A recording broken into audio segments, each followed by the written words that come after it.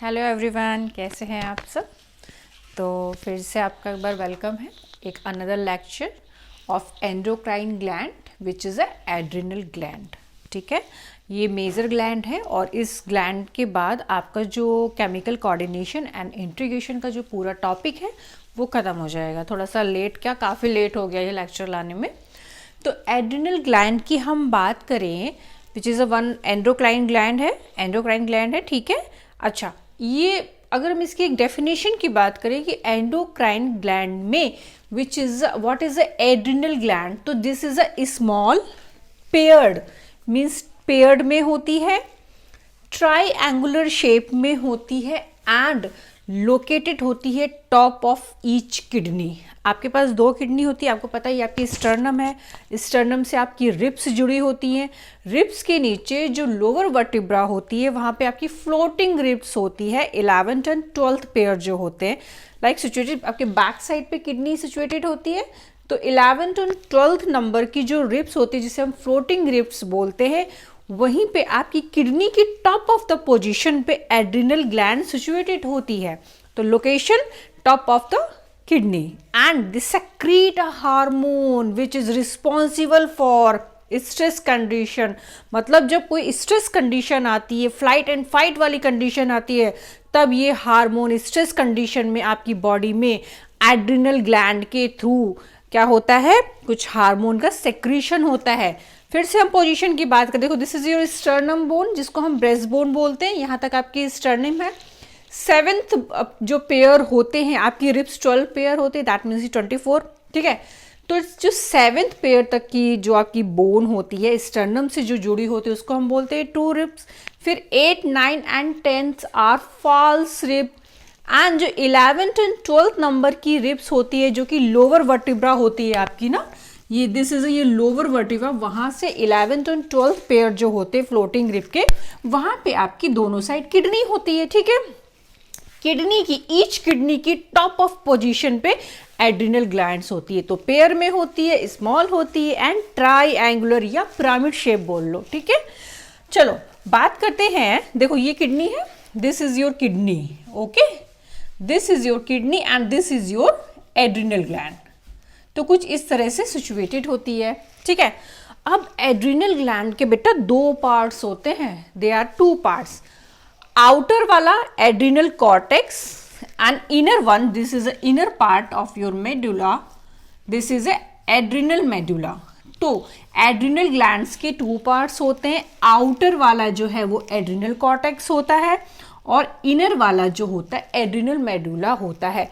जब हम कॉर्टेक्स की बात करते हैं, एड्रिनल कॉर्टेक्स, तो इसकी अपनी कुछ लेयर होती है, जैसे कि first layer, this is first layer, इसको बोलते हैं जोना ग्लोमेरुसा। सेकेंड लेयर जिसको बोलते हैं zona fasciculata and this is third layer जिसको बोलते हैं जोना रेटिकुलेट। बट अभी हम कॉर्टेक्स की बात नहीं कर रहे हैं, हम इनर से आउटर की तरफ बात कर रहे हैं, तो we are talking about that adrenal medulla. Adrenal medulla is a very important part of your adrenal gland. तो एड्रिनल जो आपका मेडुला होता है उसका हम कुछ देखते हैं उसके बारे में।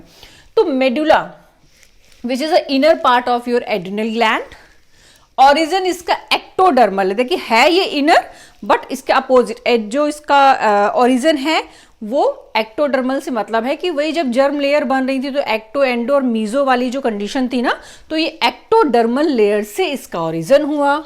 नेचर ऑफ हार्मोन की बात करें तो एड्रिनल कॉर्टेक्स और एड्रिनल मेडुला दोनों ही ग्लैंड जो है वो हार्मोन का सेक्रेशन करती हैं, बट जो एड्रिनल मेडुला के हार्मोन होते हैं वो उनका नेचर होता है वो प्रोटीन में होते हैं, they are in nature in they are in protein and they are emergency hormone. Means आपकी बॉडी में फाइट एंड फ्लाइट, कहीं पे भागने की सिचुएशन होगी, कहीं पे स्ट्रेस होगा, कहीं पे डर होगा, तो आप जब ना कहते हैं फियर वाली कंडीशन होगी, फाइट एंड फियर वाली, ठीक है, तब ये हार्मोन आपकी बॉडी में इस ग्लैंड से बनते हैं, मेडुला से, ठीक है। अब बात आती है कि इनसे जो हार्मोन बनते हैं वो 2 बनते हैं, विच इज एड्रेलिन जिसको हम एपिनेफ्रिन बोलते हैं and second is nor adrenaline, ठीक है, जिसको हम नॉर एपिफायरिन भी बोलते हैं। टोटल परसेंटेज एड्रेनलिन जो है वो 80% बन रहा होता है एंड नॉर एड्रेनलिन का परसेंटेज जो होता है 20% है। देखो अलग अलग नाम है दोनों के, but they both have a same function, they both have a same function and they both hormone are catecholamine. Catecholamine are a derivative of amino acid. They are a group of hormone. They are basically a group of hormone or those neurotransmitter which secrete only for stress condition. तो catecholamine अगर पूछ ले कि question आ जाए what is a catecholamine, तो catecholamine group of hormone होते हैं जो कि सेक्रीट हो रहे होते हैं जब हमारी बॉडी में स्ट्रेस की कंडीशन हो रही होती है। ठीक है, तो अब बोथ आर सेम फंक्शन होते हैं और ये अमीनो एसिड के डेरिवेटिव होते हैं। Catecholamine are a group of hormone which is a derivative of amino acid and which is a group of a neurotransmitter. ठीक है, group of a hormone single hormone नहीं होते, कई सारे हार्मोन्स होता है, उनका ग्रुप होता है और ये क्या करते हैं, न्यूरोट्रांसमीटर की तरह से एक्ट करते हैं। देखो एड्रेनलिन एंड नॉर एड्रेनलिन, ठीक है, इसका बेसिक सोर्स तो एड्रिनल ग्लैंड है। ठीक है, नॉर एड्रेनलिन का जो सोर्स है एड्रिनल ग्लैंड में जो मेड्यूला है, मेड्यूला के अंदर आपकी कुछ सिनेप्टिक नर्व्स होती है, उसके एंडिंग से ये हार्मोन निकलता है और ये डायरेक्ट मेडुला से निकल रहा होता है। This is secrete by direct medulla and this is secrete by synaptic nerve which is situated in medulla. ठीक है, तो इनके फंक्शन अगर याद करना है तो कैसे याद करोगे? देखो इनका फंक्शन याद करने के पीछे है कि अपने पीछे किसी शेर को दौड़ा दो। सोचो तुम्हारे पीछे अगर शेर पड़ जाए तो तुम्हारा क्या होगा। तो शेर को दौड़ाते हैं और इसके कैरेक्टर को याद करते हैं। ठीक है, सोचो तुम्हारे पीछे शेर दौड़ गया, अब तुम भाग रहे हो, तुम्हारी एड्रिनल ग्लैंड के मेडुला ने तुरंत एड्रेनलिन बना दिया। ठीक है, और एड्रिनल ग्लैंड के मेडुला में ही सिनेप्टिक नर्व है जो कि न्यूरोट्रांसमीटर का काम करेगी, आपके ब्रेन से सिचुएटेड होती है। उसने क्या किया, उसने तुरंत नॉर एड्रेनलिन बना ली। अब फंक्शन देखो दोनों के, शेर पीछे पड़ा है, आप अलर्ट हो गए, स्वेटिंग आने लगी, पसीना आने लगा, अलर्टनेस, अरे भाई शेर दौड़ रहा है तो तुम भी तो दौड़ोगे ना, अलर्ट हो गए आप, अलर्ट हो गए। आपकी प्यूपिलरी डायलेशन है, आँख की पुतली है वो फैल गई, क्यों भाई ज़्यादा देखना है, अलर्टनेस बढ़ गई, रेट ऑफ ब्रीदिंग बढ़ गई, भाग रहे हो भाई, अब रेट ऑफ ब्रीदिंग तो बढ़ेगी।